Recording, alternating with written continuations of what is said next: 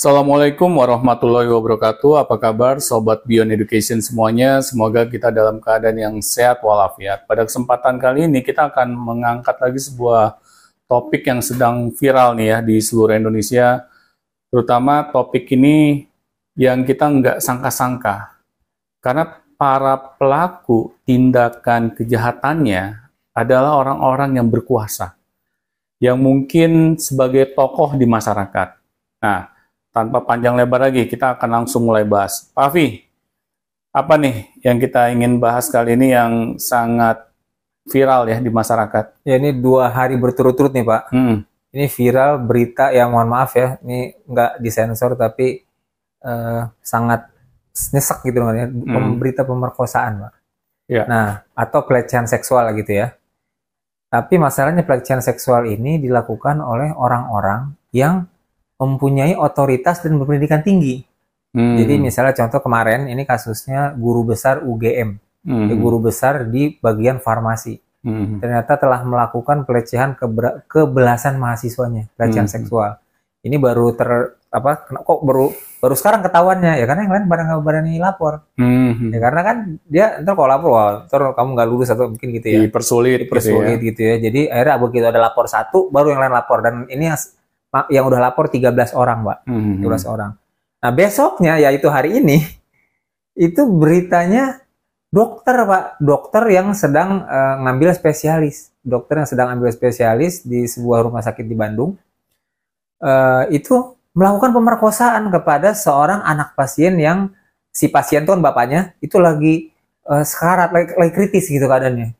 Kok bisa-bisanya juga dia cari kesempatan untuk melakukan pemerkosaan atau pelecehan seksual kepada anaknya perempuan ya, dokter laki-laki, kepada anak perempuan yang sedang jaga itu gitu. Ini kayak nggak masuk akal gitu. Ya sama nggak masuk akalnya kayak sebelumnya pernah kita udah bahas, pesantren, institusi agama, kiainya melakukan pelecehan seksual kepada santri. Jadi ini udah bukan soal perkara kejahatan kriminal biasa gitu ya. Maksudnya ini memang kriminal, memang parah. Tapi diperparah lagi dengan pelakunya ini bukan orang yang preman atau orang jalanan, atau misalnya dia begal, pemerkosa, perampok. Nah, itu kan memang rentan dengan hal-hal seperti itu.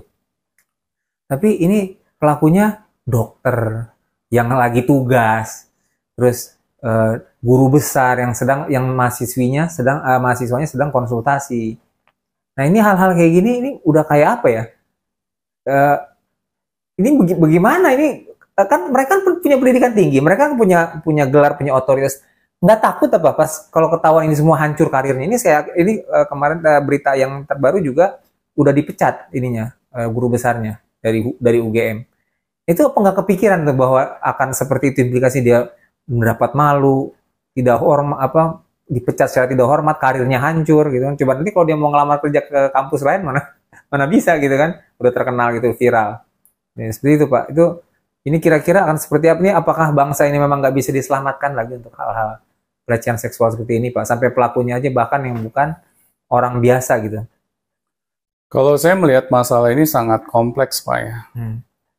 Karena di negeri kita ini sepertinya hukum itu tidak berlaku Pak.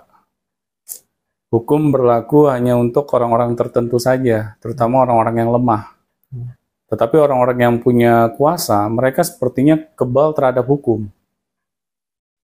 Ya, sekarang kan bukan menjadi rahasia lagi, Pak ya, bahwa hukum itu bisa diperjualbelikan.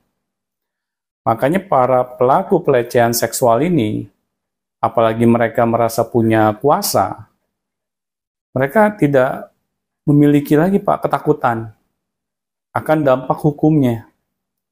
Mereka merasa bahwa diri mereka ini adalah kebal hukum. Nah, jadi ketika mereka melakukan tindakan-tindakan seperti ini, mereka menganggap hal itu adalah hal yang normal. Nah, seharusnya kan di sini pemerintah tuh berkaca. Kenapa sih kasus-kasus sosial seperti ini sepertinya adalah hal yang menjadi budaya gitu saat ini ya di masyarakat. Seharusnya pemerintah tuh menganalisa Pak, kasus yang istilahnya sangat merugikan masyarakat. Kalau pemerintah membiarkan, apalagi sampai abai terhadap peristiwa-peristiwa seperti ini, itu adalah hal yang normal lah terjadi di masyarakat, maka akan ada pelaku-pelaku baru lagi, Pak, di kemudian hari. Semakin banyak dan semakin merasa aman. Iya, mereka akan berani lebih bertindak ekstrim. Karena apa? Yaitu, mereka merasa bahwa hukum itu bisa dibeli. Ya. Nah, di sini akhirnya jadi PR lagi, Pak, buat masyarakat. Karena kita tidak bisa, Pak, melihat masalah itu dengan naif, bahwa pemerintah yang akan menyelesaikan semua masalah ini. Ya. Sekarang tugasnya masyarakat jauh lebih berat, Pak.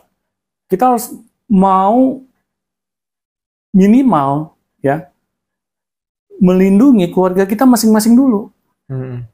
Ya, jangan sampai keluarga kita terdekat itu menjadi korban. Karena kita mau ngadu ke siapa? Misalnya, ya, ke aparat. Ya.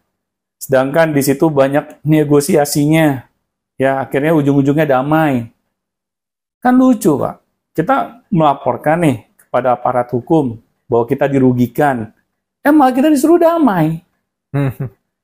Akhirnya kan enak aja ya. Jadi malas kita, Pak, ngadu.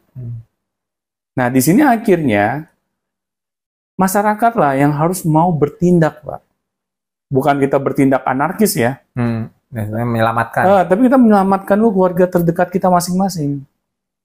Kita harus ajari anak-anak kita, Pak, agar mereka tuh bisa melindungi diri mereka dari para pelaku pelecehan seksual seperti ini.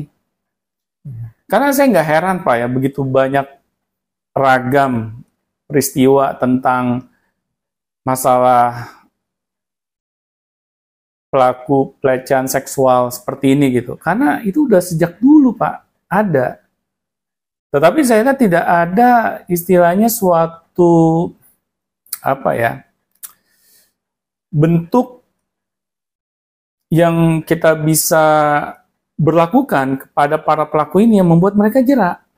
Jadi hukumannya lah gitu ya? Iya, hukumannya itu sepertinya ringan sekali. Kadarnya. Gitu. Ringan banget.